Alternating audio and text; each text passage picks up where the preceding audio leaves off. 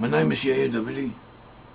Today we're going to talk about inbuilt adaptation, inbuilt adaptation of living organisms, of plants, of animals, of human beings, and how, as if to say, there's a genetic switch that each one of us contains as individuals and also as groups of people, as if to say that we have options, we have genetic options within us, that physical changes can take place within the whole group, all the members of the whole group, within 1 or 2 generations, and within a very short time at least.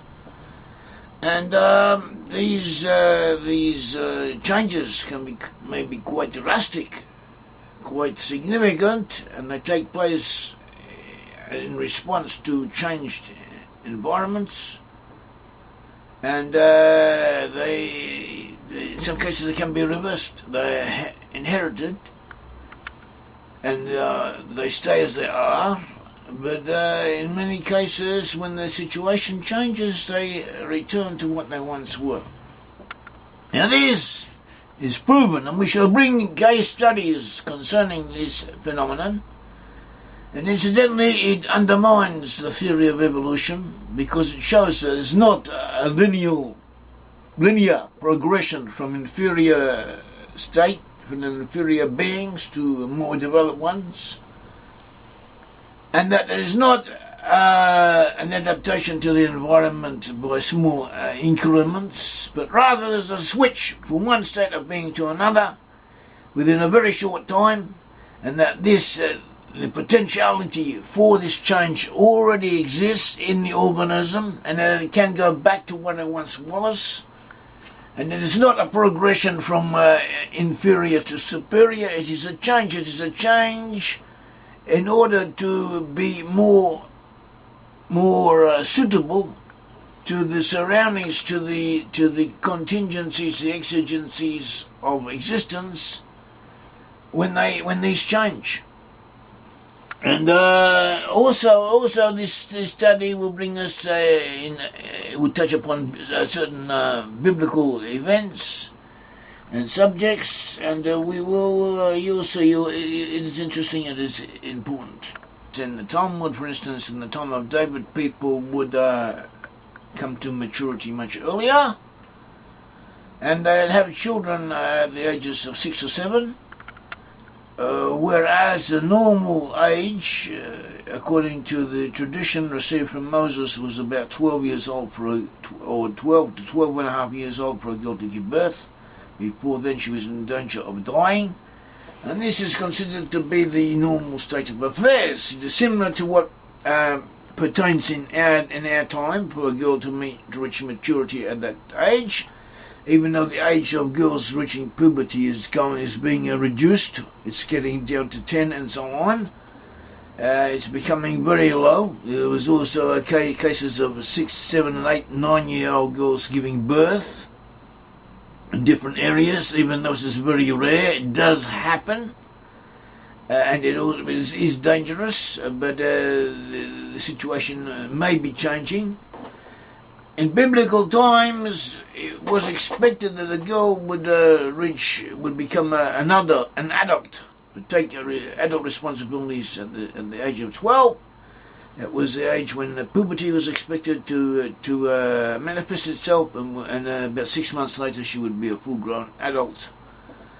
And this is but even nevertheless, even though this was what was considered, one could say, normal, there were exceptions, exceptional circumstances, and so the Israelites changed or adapted themselves to these different changes. And so one of the exceptions was the time of giving birth, and in the time of David it was very low, very young. And we know this phenomenon. We've found similar phenomena amongst the pygmies, small people. Groups of people sometimes become smaller than they previously were. She'll discuss this, animals, people, and so on. And usually when they become smaller because they have begun to reach sexual maturity at an earlier age, and to give birth at an earlier time, and to bring forth more children. And there were times within the Israelite biblical history when this happened. And the Bible does not mention it, but it hints at it. It says when they came into the land of Israel, to the land of Canaan, conquered the land of Canaan, they met the inhabitants that were already there, and there were giants in the land. And also they were considered grasshoppers in the eyes of the inhabitants, very small, and in the eyes of themselves. So this may have reflected a physical reality, because we also have Egyptian depictions of people at that time from the land of Israel who we can tentatively identify as Israelites, and they often are depicted as being very small. Even though the evidence from skeletons is not certain, it's not clear.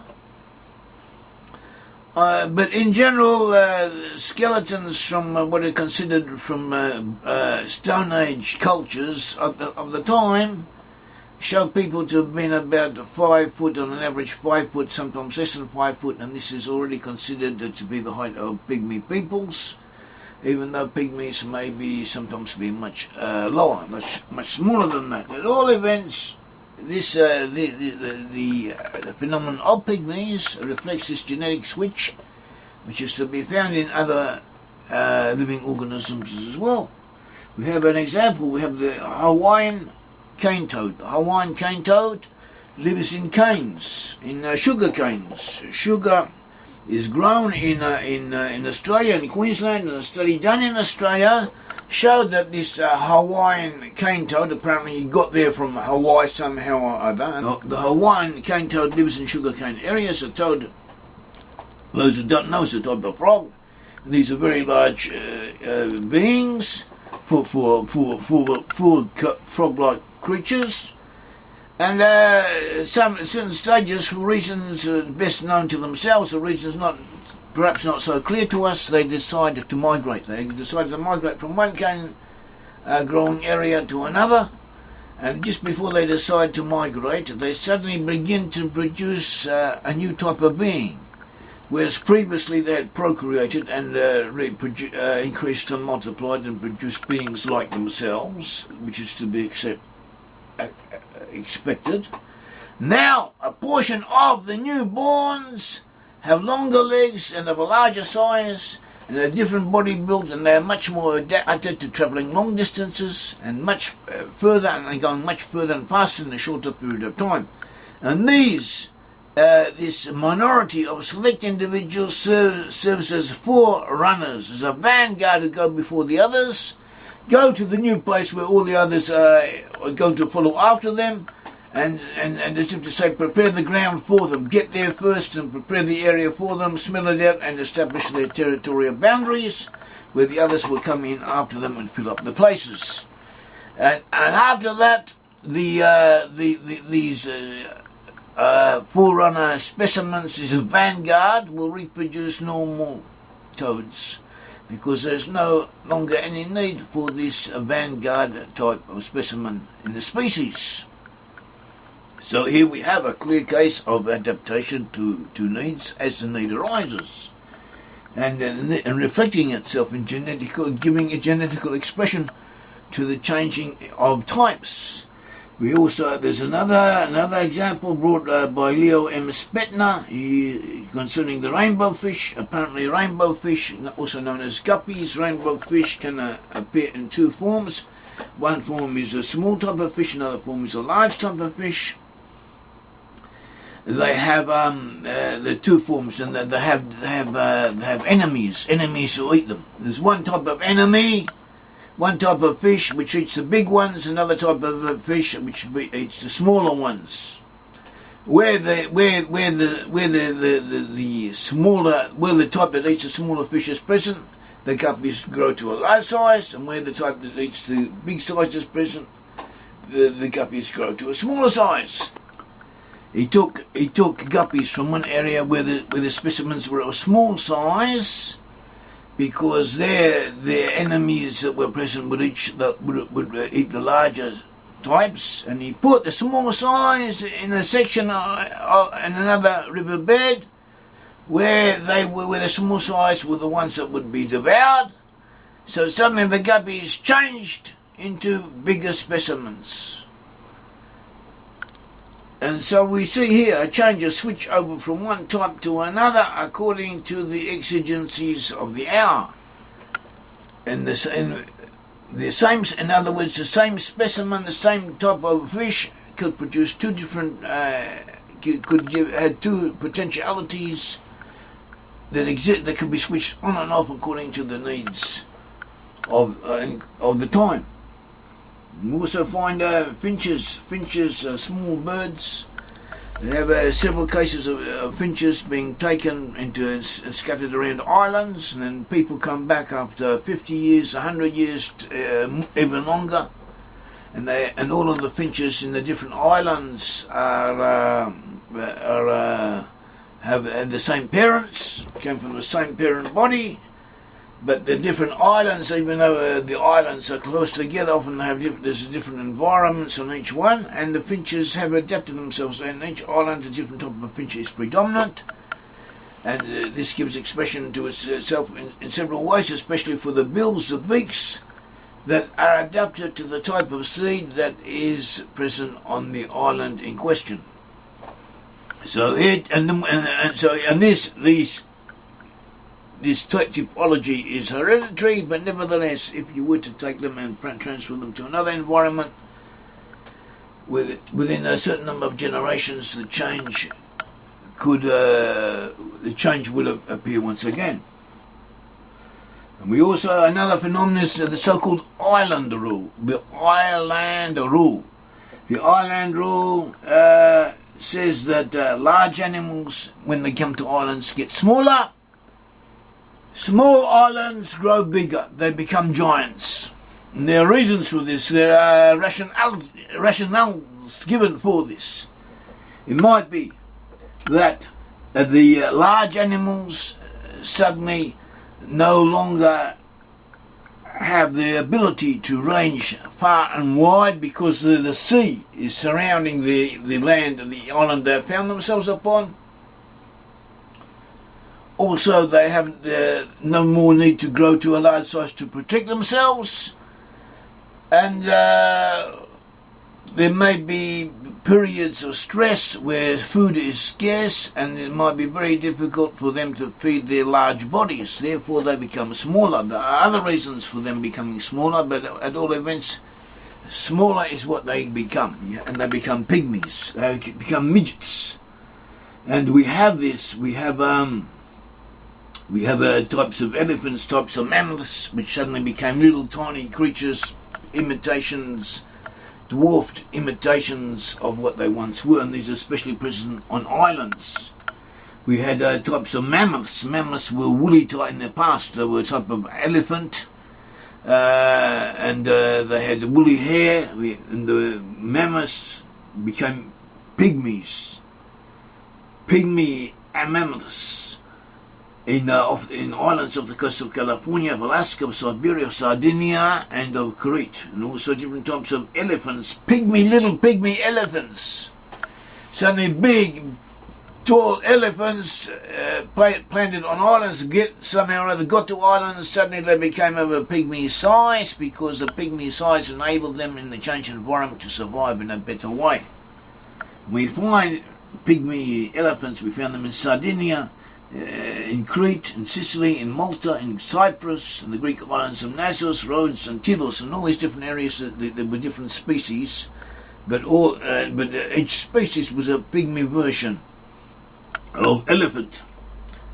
And we also find pygmy types of deer, of tigers, of leopards, of foxes, of wolves, of hippopotamus, and of emus, birds, and apparently also. According to finding of bones, of skeletons of humans. So this is one phenomenon. We have the reverse phenomenon of increasing in size. We have the reverse phenomenon of increasing the size. Small animals get to islands, suddenly they grow big.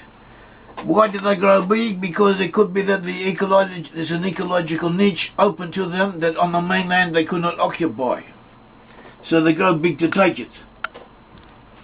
And there are different explanations for this phenomenon. One also says that maybe the availability of food is scarcer. So they don't. There's no longer any need to be small and fertile to produce a great number of offspring that die in a short time. But rather to be big and strong and to produce bodies that dominate the region, and that there's no rivals on islands for this dominance, whereas on the mainland there was. Example is a wheater. A wheater is a type of a grasshopper, or looks like a grasshopper. And on the mainland, they were wheaters eaten up by rats. To get to an island, there are no longer any rats to eat them, so they grow. So they increase and multiply, and they grow to a very large size because there's nothing to prevent them from doing so, and they can survive. The large size ones can survive better than the small size ones, concerning obtaining food and so on in this case. And we have examples of giant types of rats and mice on islands, other rodents. We also had the birds in New Zealand, in Madagascar. There were giant birds because there was no predators to eat them up in the process of their development, of their growing up. No one to eat them up. We have birds in New Zealand and in Madagascar, and we also had giant ducks and swans, tortoises, lizards, and other reptiles of gigantic size have been found on islands, and also different types of insect. And this the phenomenon is most noticeable in islands surrounded by water with isolated areas where the situation is different, where there are no competitors for versions of themselves at a larger size, and where the previous conditions that encourage smaller size no longer prevail. And it's also interesting to note that in the ancient world, legends concerning giants, human giants, frequently place them on islands. We had in the Odyssey, the story of Ulysses. He often goes from one place to another, and every now and again he comes into an island dominated by a giant. The famous giants in the island of Crete, such as Titan and Gigantus. The island of Rhodes was also associated with giants. So too was the island of Britain, once said to be dominated by giants. We're given a few examples of animals that change according to the situation. This change exists within them. Spetner points out that where it's cold, the extremities of bodies in humans, and such as Eskimos, and animals such as foxes, rabbits, swans, penguins, whatever you like, wherever it's colder, the outer limbs become shorter. Where it's warmer, they get a little bit longer. Also, the colouring is whiter, lighter, where it is colder. And this also applies in humans and in animals. So this is adaptation of the inbuilt adaptation of the species according to the surrounding environment. It's not evolution, it is an existing switch potentiality that already exists and which will be turned on and off according to the necessities prevailing. We will so this is what we have spoken of. We have given examples of it, a few examples of it. We've also presented the principle. So we just mentioned changes in human height. Contrary to how we would like to imagine things, or things have been presented to us, man didn't get advanced from a smaller species and grow up, higher. But rather in history, he was at a high level, a high height, big, tall people went down, a low average level of height, and it's gone up again. Yuku. In the Bronze Age, people were a little bit taller, probably a little bit more robust than we are today, but later this changed. Prior to the Bronze Age, we had the so-called New Stone Age, the Neolithic Age, when people were only about 5 feet something tall on average in Britain. Later, as we said, in the Bronze Age, it became bigger and taller, and then after that, once again, they began to go down. But there were ups and downs. The Israelites, when they came into the land of Israel, they encountered the Amorites, and the Amorites are described in the book of Amos, chapter 2, as of very large size. It says, chapter 2, verse 9, yet I destroyed the Amorite before them, whose height was like the height of the cedars, and he was strong as the oaks, yet I destroyed his fruit from above and his roots from beneath. In the Roman Empire, peoples in the Middle East were only about 5 feet tall on the average. Up until 1960, Jews in Eastern Europe were 2 or 3 or 4 inches smaller than the Gentiles around them. But after the Second World War, this began to change. Nowadays, Jews in the land of Israel and also Jews in America, who are the offspring of Jews in Eastern Europe, are big and tall and usually on the average of about the same size as their Gentile neighbours, if not taller than them in many cases. In the ancient Israelites, as we said, may have been of a small size at certain periods, but later there were always tall individuals amongst them. Statuettes of indicate depictions of Hittite peoples in the north, in northern Syria and Turkey, indicate a short people, so there are the differences. Causes for low height sometimes attributed to nutrition, but other factors may also be present.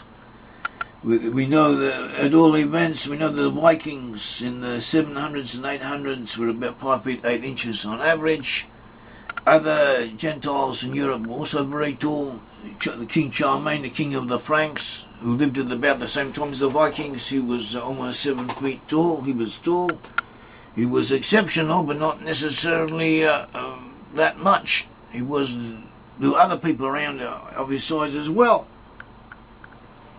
But then height began to diminish and went right down into the 1600s, in the time of the French Revolution.